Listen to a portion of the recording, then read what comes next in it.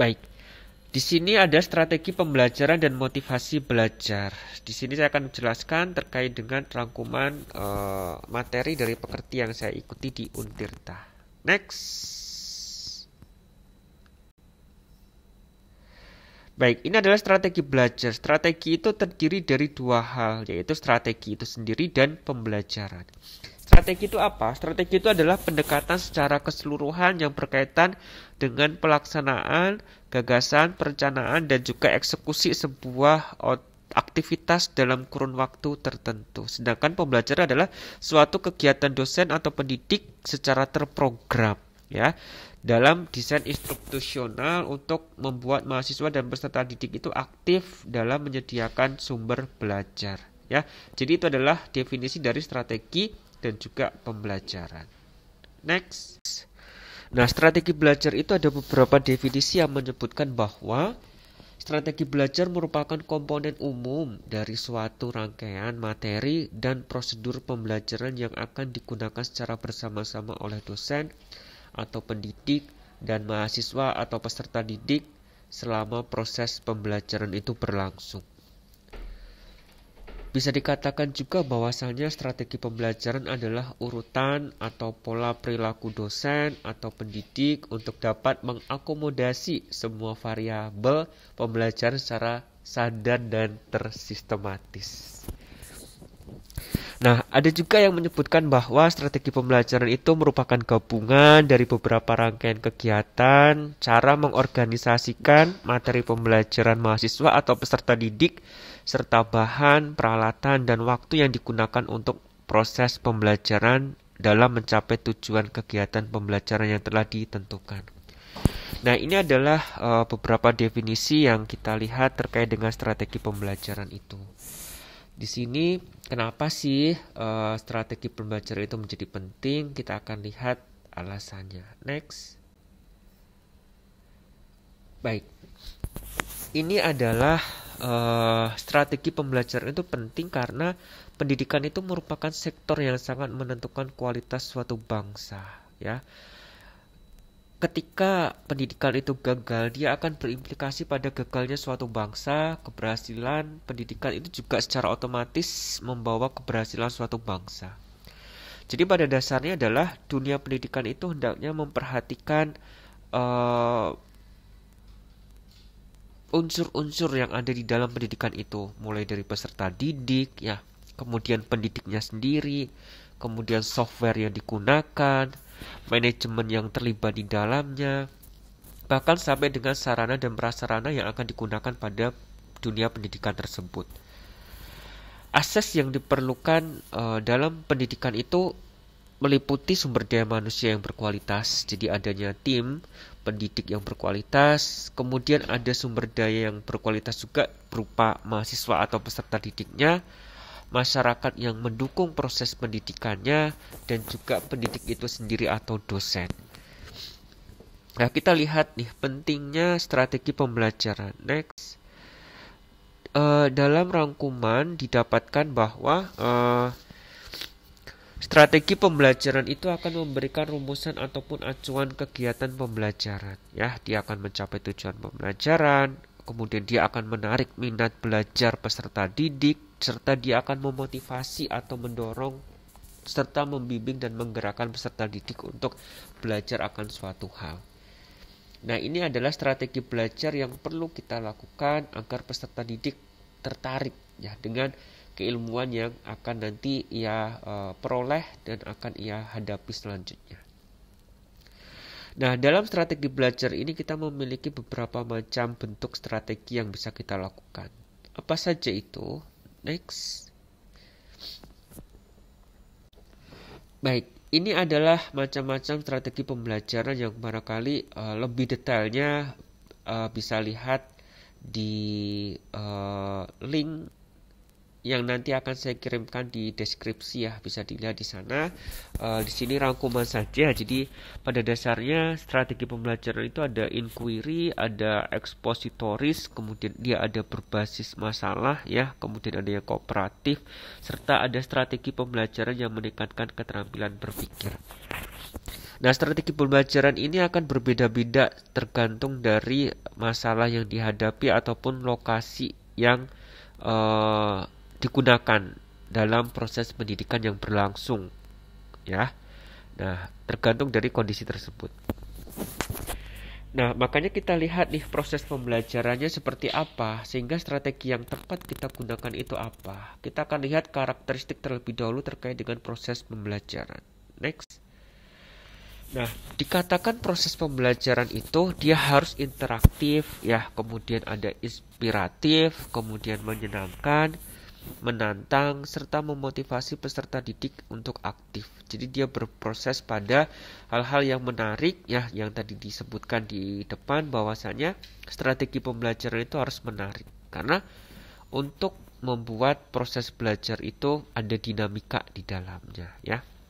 Kemudian dia memberikan ruang yang cukup baik prakarsa, ya, kemudian bagi prakarsanya, bagi untuk meningkatkan kreativitasnya serta kemandirian, ya, sesuai dengan bakat, minat dan perkembangan fisik serta psikologis peserta didik.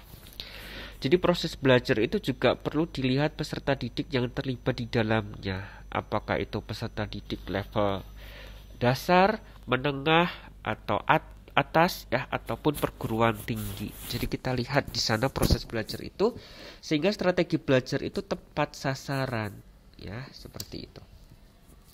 Nah, apa sih pembelajaran itu atau pendekatan pembelajar yang bisa kita lakukan? Next. Nah, di sini adalah pembelajaran. Pembelajaran itu adalah proses interaksi antara peserta didik, ya, antara peserta didik dengan pendidik dan sumber belajar pada suatu lingkungan belajar. Jadi dia ada interaksi antara internal peserta didik, ya, peserta didik satu dengan yang lainnya, peserta didik dengan pendidiknya, ya, dan juga sumber belajarnya. Nah, ketika kita sudah tahu apa definisi dari pembelajaran, kita akan lanjut pada pendekatan pembelajaran, ya. Pendekatan pembelajaran itu dia adalah orientasi ataupun arah pandang atau cara pandang, ya, dari pendidik, ya, dan peserta didik terhadap pembelajaran untuk mencapai tujuan pembelajaran. Gimana sih alurnya? Di sini ada contoh, ya. Jadi contohnya adalah pendidik akan memandang bahwa dalam pembelajaran itu, ya, peserta didik harus kooperatif, ya, sehingga muncullah pendekatan kooperatif. Nah, pendekatan-pendekatan ini seperti yang sudah saya jelaskan di awal tadi, dia memerlukan pendekatan-pendekatan yang berbeda tergantung dari situasi dan kondisi yang ada di dalam proses pembelajaran tersebut, seperti itu, ya. Nah, metode pembelajaran akan digunakan, metode apa sih yang tepat? Karena kita akan melihat audiensnya apa, ya, audiensnya siapa, levelnya dan lain sebagainya. Tergantung dari outputnya juga nantinya. Oke, kan kita lihat next. Nah, ini adalah metode pembelajaran. Definisinya merupakan proses belajar atau gambaran pembelajaran peserta didik, ya, dari awal sampai dengan akhir pembelajaran yang ditandai dengan langkah-langkah yang dia itu spesifik, ya.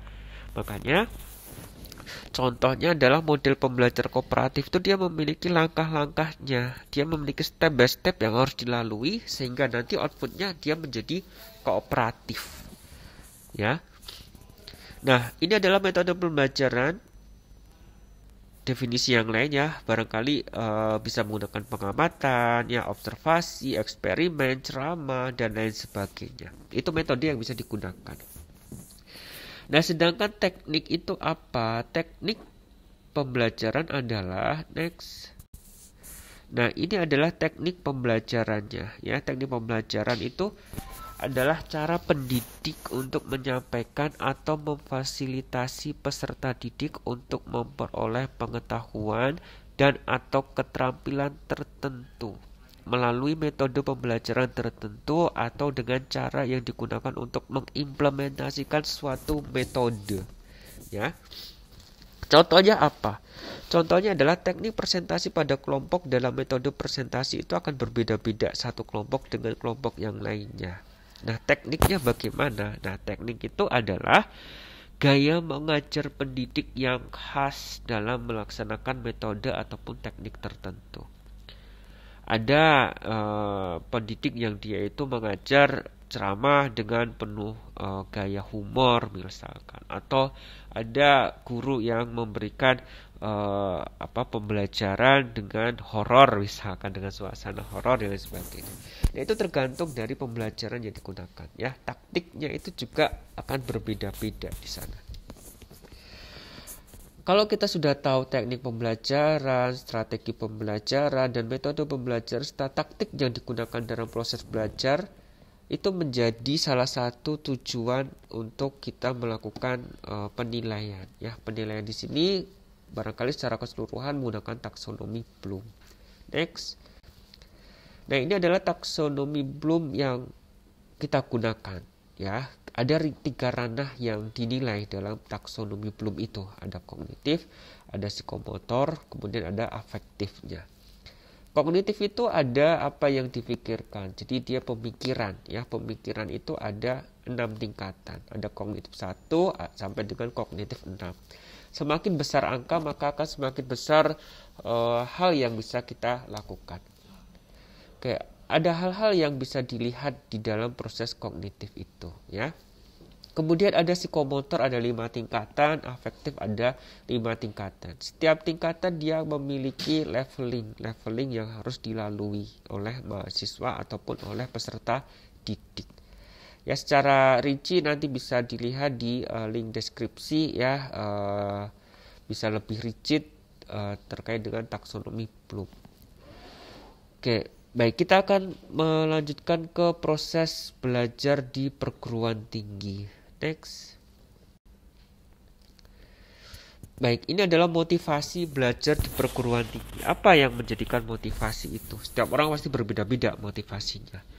Tapi pada dasarnya adalah motivasi itu apa? Yaitu kekuatan ataupun energi seseorang yang dapat menimbulkan tingkat persistensi ataupun tingkat antusiasme ya dalam melaksanakan suatu kegiatan, baik yang bersumber dari dalam diri individu sendiri ya secara motivasi intrinsik, ataupun motivasi dari luar individu itu ataupun motivasi ekstrinsik. Nah, semakin kuat individu itu memiliki motivasi, maka dia akan semakin kuat untuk dia itu mencapai tujuan yang diharapkan. Ya, nah itu adalah motivasi. Oke, dan ini ada beberapa definisi-definisi yang secara kasat mata tidak jauh berbeda ya. Dia ada dorongan mental yang menyebutkan kekuatan mental untuk mendorong terjadi suatu hal sebagai motivasi belajar. Next. Nah, barangkali ini adalah motivasi belajar adalah suatu dorongan internal dan eksternal para siswa-siswi yang memberikan semangat, perhatian, kemauan, keinginan, dan cita-cita untuk belajar guna mencapai tujuan yang diinginkan. Nah, itu. Motivasi itu memiliki tujuan tertentu sehingga kita bisa bergerak ke arah tujuan yang kita inginkan, ya. Nah, kalau di dalam hal ini, motivasi belajar itu memiliki ciri-ciri, yaitu next.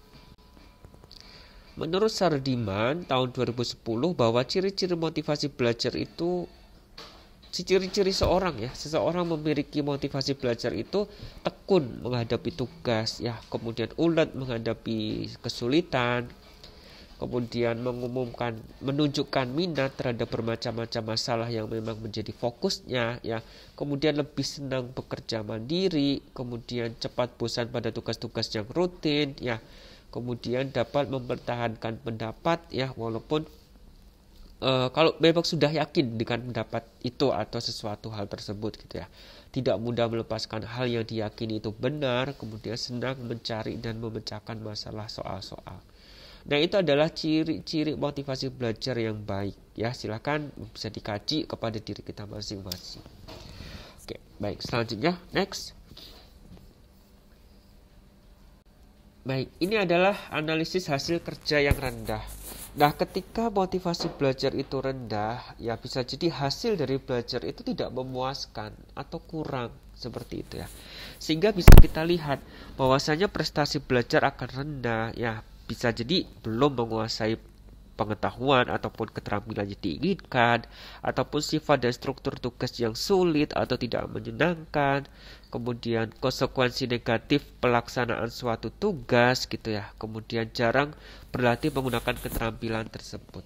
Nah, itu menjadi hal-hal yang memang output ataupun proses pembelajaran atau motivasi belajar yang rendah. Nah, kemudian kita lihat nih fungsi motivasi belajar itu apa. Next. Oke. Nah, ini adalah fungsi motivasi belajar. Ada fungsi motivasi dalam belajar ya untuk mencapai tujuan ya.